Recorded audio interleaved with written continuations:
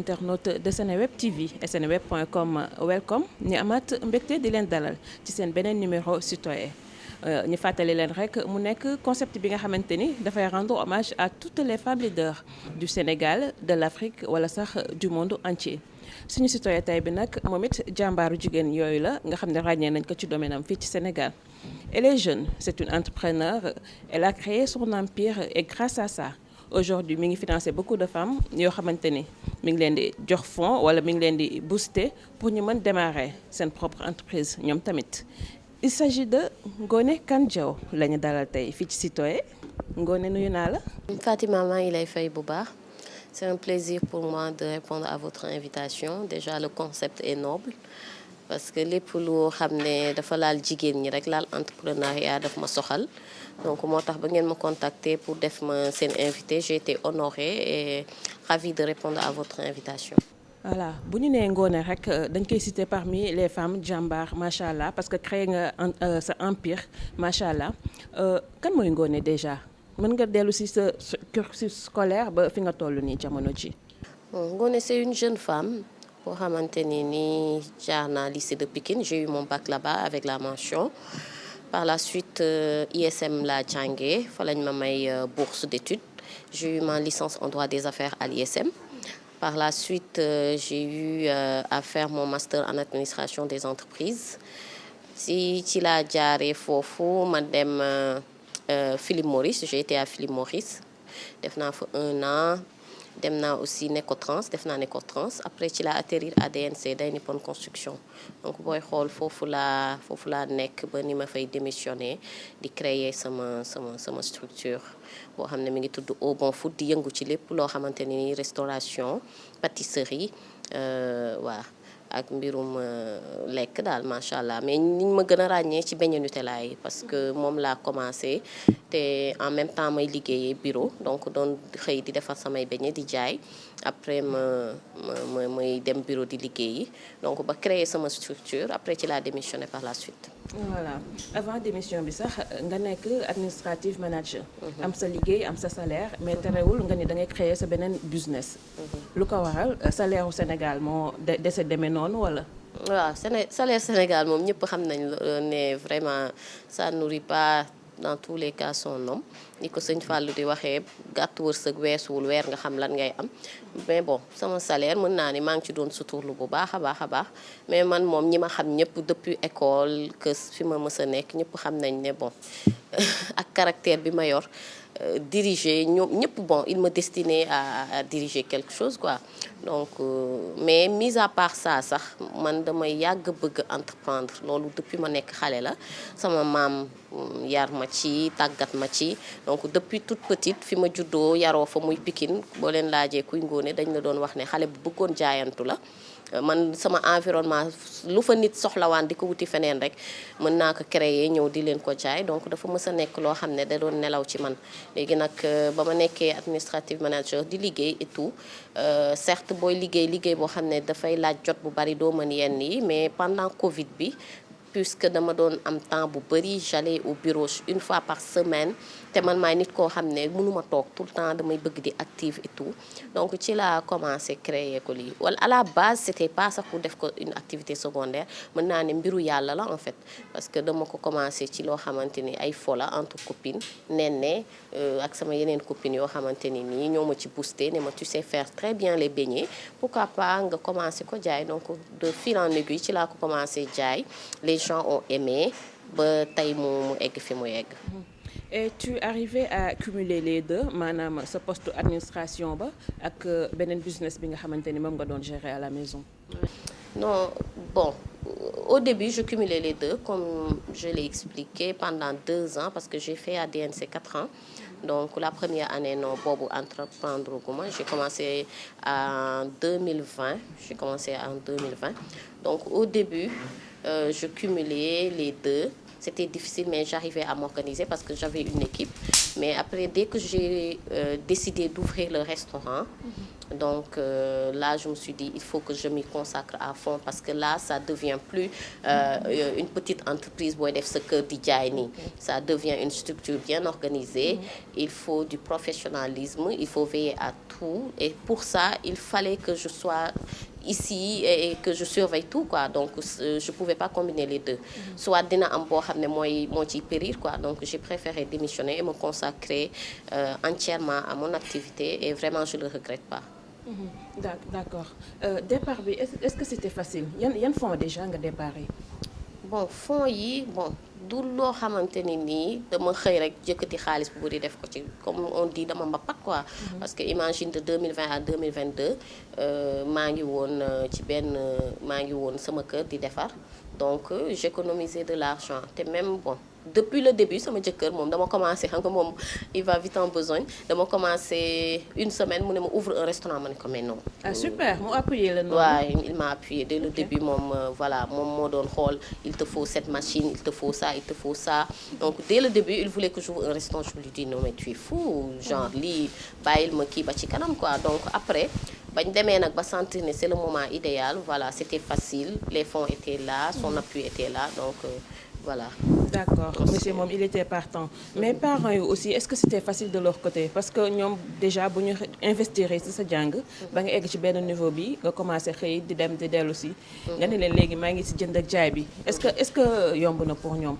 Bon je dirais plutôt ma mère parce que sama papa yàlla na ko yàlla yërëm nekkatu fi mais bon moom elle me fait entièrement confiance moom lu ma nekk suba ba ngoon elle m'appuie elle me soutient les yeux fermés bu mu ñëpp gëmul woon sax moom daf may gëm donc ça n'était pas un problème pour elle donc depuis le début elle m'a fait confiance elle m'a appuyée malgré que mag la mais elle se tenait imagine 8h à 21h di saaf beñe yi donc elle a été mon premier appui mon premier soutien et j'en profite pour la remercier et voilà.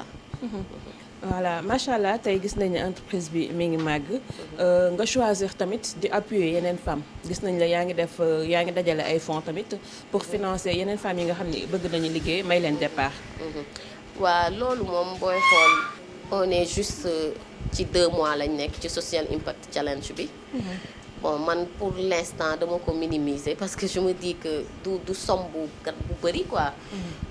La première fois on a financé à hauteur de 400 000 au Bon Food joxe benn 100 000 leneen li ay d'autres entrepreneurs femmes. ndimbal kenn ko xeeb waaw appuyer ko donc ñu xool kenn koo xam ne mi ngi doon yëngu ci mbirum yawut ñu appuyer ko à la hauteur de li ñu am. Mois bi passé aussi xool nañ li ñu am au Bon Food avec l'appui d'une autre femme ñu xool li ñu am ñu jox ko keneen donc noonu la en fait au Bon Food mënul lépp parce que comme je le dis man tamit entrepreneur la damay jug ko daanu amaguma loo xam ne nee na gàññ mais je pense que ensemble on peut faire bouger les choses bu ngoonee jàppee keneen jàpp mën nañ jàppale suñu beneen moroomu jigéen kooku yi dem bay jàppale waate Paris ne s'est pas fait en un seul jour donc pour man l'entraide entre femmes est primordial loo xam ne lu am solo la pour entrepreneuriat parce que jigéen ñi jàmbaarte bari nañ ngoone par exemple ba muy entreprendre mën naa ne amul woon benn kii am nañu ko gën a doon jàmbaar maanaam ñoo xamante ni nii macha allah li ñuy daj buñ la ko waxoon nga ne ñii c'est pas possible peut-être man j'avais mon travail j'étais dans de bonnes conditions macha allah et tout donc c'était disons facile mais am na ñoo xam ne ils ont la volonté ce qui leur manque juste c'est un coup de pouce financier pour exaucer leurs rêves et voler de leurs propres ailes. Ngoné quand est-ce que tu as compris que li ñu jàngal école dafa des. yow kañ nga comprendre loolu ba ne xaaral ma créer sama propre business. Bon je pense que ñi ma xam comme je l'ai tantôt expliqué xam sama caractère peut-être gisoon nañ ce leadership en moi depuis toujours parce que man déjà école bu ma nekkoon doon nañ ma ràññee que ce soit di organiser des choses être présidente de club etc. donc j'étais un peu prédestinée mais bon c'est deux choses diamétralement opposées. Mais bon man maay nit koo xam ne je suis tout le temps active j'aime pas être confinée à une seule place bien vrai que j'ai expérimenté ça mais depuis le début je savais que voilà man j'ai un problème avec l'autorité donc c'est un défaut je sais mais depuis le début daal je savais que c'était pas ça ma destinée je voulais voler de mes propres ailes voilà loin de moi nag de minimiser ou de kii ñi nga xam ne ñi ngi nekk ci liggéeyu jàmbur parce qu'elles sont courageuses aussi bien góor wala jigéen elles ont du mérite mais bon man moom du loo xamante ni nii c'était un rêve wala kii j'ai toujours voulu aller par moi-même aller à l'expérience que ce soit bonne ou mauvaise après ma jàng ci s'il faut recommencer ma recommencer. Mais on peut admettre quand même que c'est grâce à sa formation académique bi nga def. moo tax tey nga mën a manager. Si non mais c'est très important parce que man loolu laay wax à chaque fois entreprendre baax na mais jàng dara gënu ko parce que man lépp lu ma jàng ça me sert que ce soit marketing bi la gestion avec la clientèle par exemple parfois ñu am problème avec un client.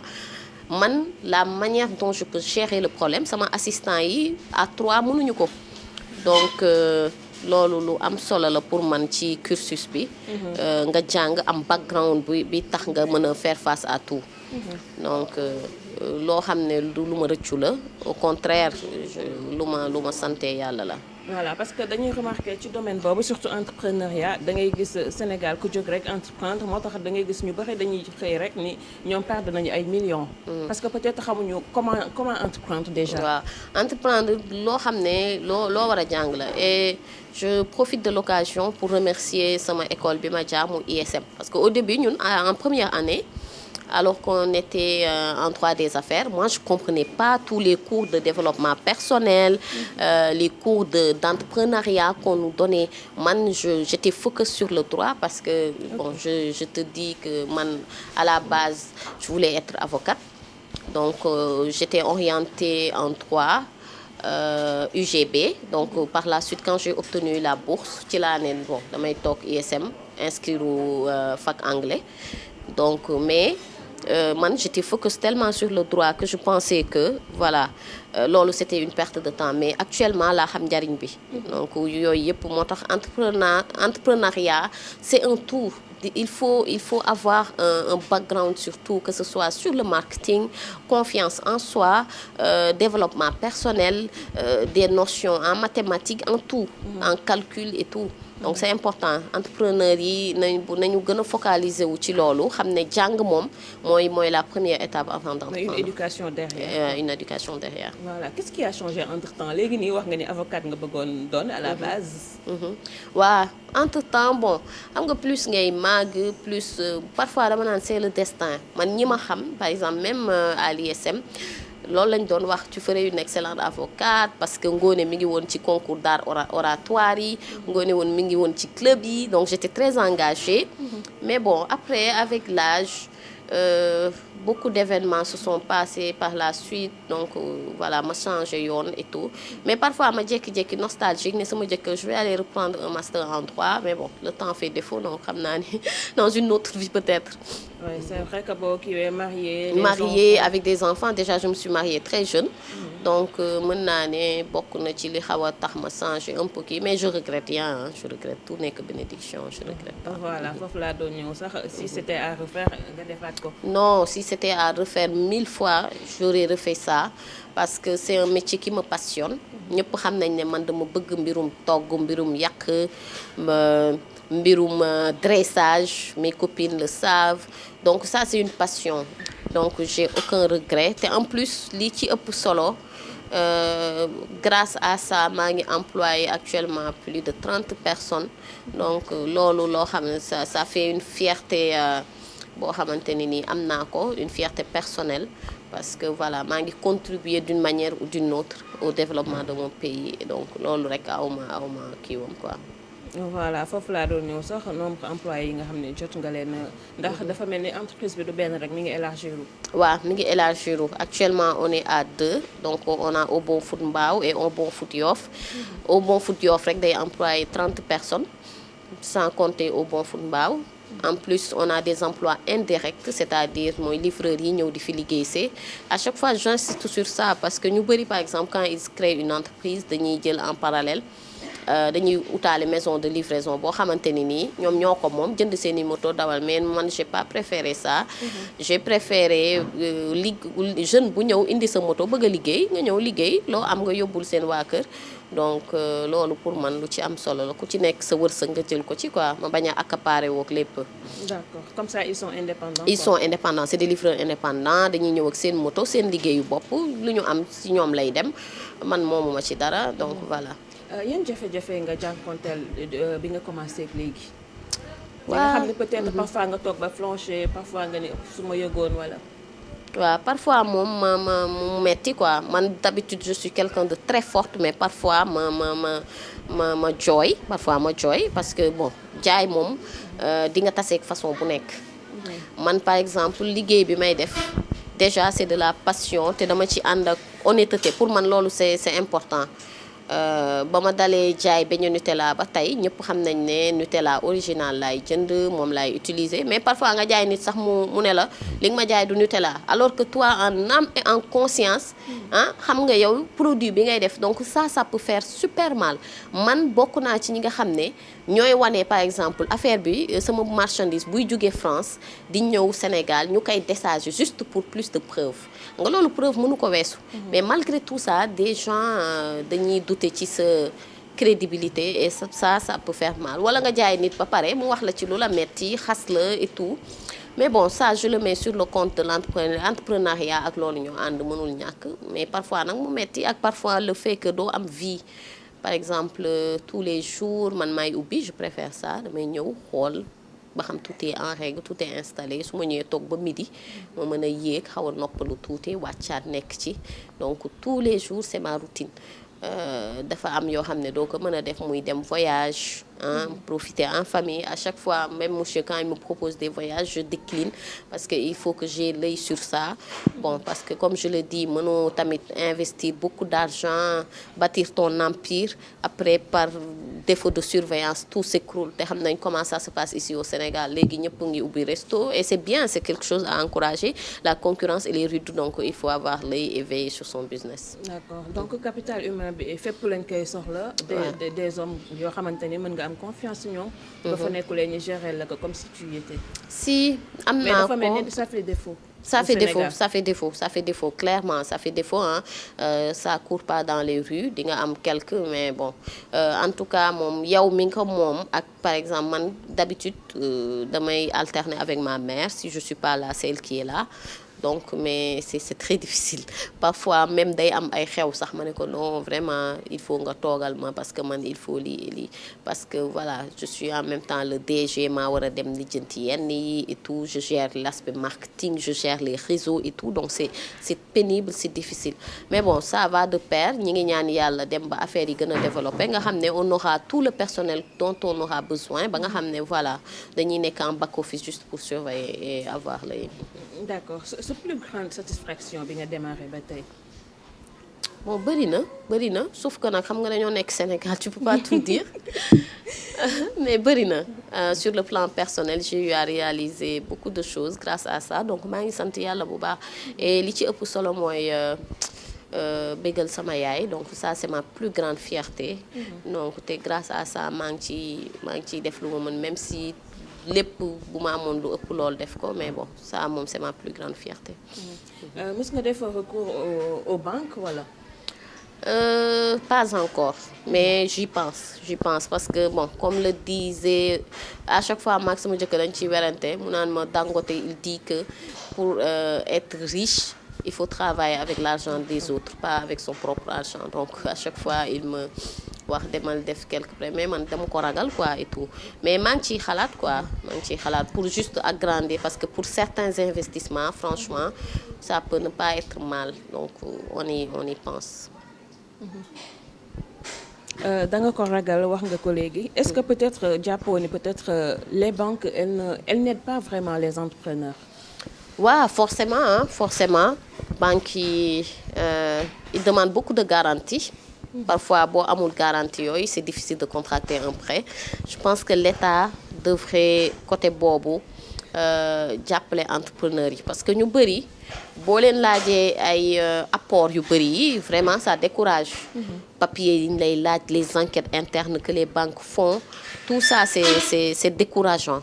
Je pense que l'État doit essayer en ce sens d'encourager les entrepreneurs je sais pas créer un fonds boo xamante ni d'aide FONGIP mi ngi fii et tout mais bon yooyu tamit conditions yi parfois ça peut être long ça peut être lent et dissuasif donc mooy loolu daal.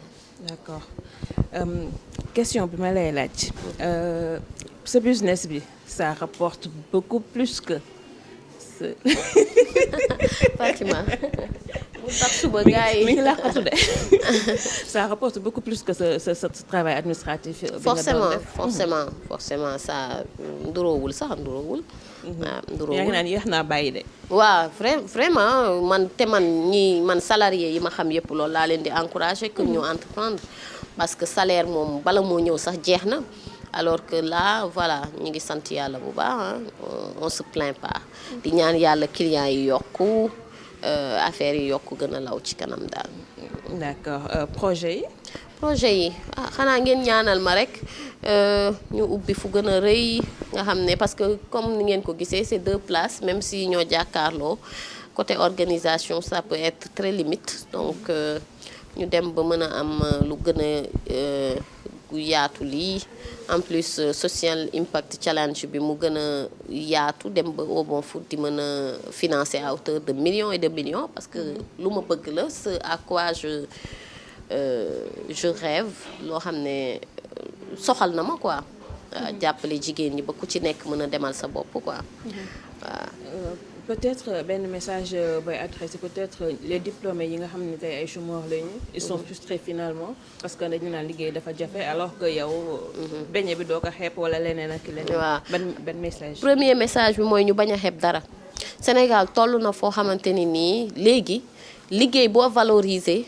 di nga ci am lu bari da ngay gis jigéen ñi léegi ñooy jaay ñambaan màdd ñooy jaay ñambaan buy ñooy jaay ñambaan Dakar loolu avant da ngay gis maire yu toog ci coin bi ñoo ko doon jaay. donc métier bi léegi amatul jàng naa wala jànguma tu vois donc na ku nekk gëm sa bopp gëm ne sa environnement besoin bu fa nekk jël ko nga defar ko bu fekkee nee nga intellectuel nga intellectualiser ko ba nga xamante ni nii di nga ci mën a génn quoi. donc y a pas de sot métier na ku nekk gëm sa bopp gëm ne tu peux être ton propre chef teg ko ci yoon teg ko ci ak surtout lu ëpp solo nga ànd ci ak honnêteté man liggéey nee naa bu mu mënti doon rek na ànd ak jub ànd ak honnête. par exemple boo honnêté jub yàlla day fructifier say affaire base bi pour man tamit loolu la quoi bul déclarer Nutella di jaay Delia boo ko defee affaire yi tamit bu marché wul c'est de ta faute hein. D'accord maanaam bul tricher ci lépp. bul tricher di def voilà. ñu ñëw ci drôle de question. di nga lire bu baax bu bari. En fait, avant, j'étais à la limite obsédée par la lecture. Booy xool nii dama am sax bibliothèque maag sama jëkkër ñëpp on est passionné de lecture mais dernièrement c'est le temps qui fait défaut. Par exemple, j'ai le livre de Michelle Obama parce que elle fait partie de mes idoles entre guillemets. Donc depuis presque 1 an mi ngi ma teg sama bureau mënuma fexe ba lire livre bi 2 pages laa ci lire teg. Parce que du ma am jot tout le temps je suis scotchée à mon téléphone parce que il faut que je publie il faut que je publie ce que je vends il faut que je prenne des photos et tout donc jot bi laa amul donc gëj naa lire pour être honnête. D'accord gëj naa lire. ban proverbe moo la gën a neex. proverbe bi ma gën a neex. Y a un proverbe de Nietzsche quand j'étais à l'ISM 1-2 moom laay maye quoi.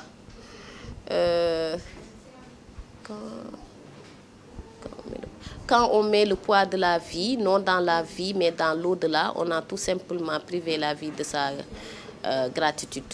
Ça, c'est mon proverbe adoré. Donc, il est de Frédéric Nietzsche. Je pense qu'il est lourd de sens. Ça veut dire que la vie, il faut la vivre pleinement pour ne pas avoir de regrets. Loo toll rek def ko boo ko weesoo bàyyi ko fu mu ne nii nag on est des jeunes avec plein d'ambition dañoo toll ci liggéey autant ñu dem à fond.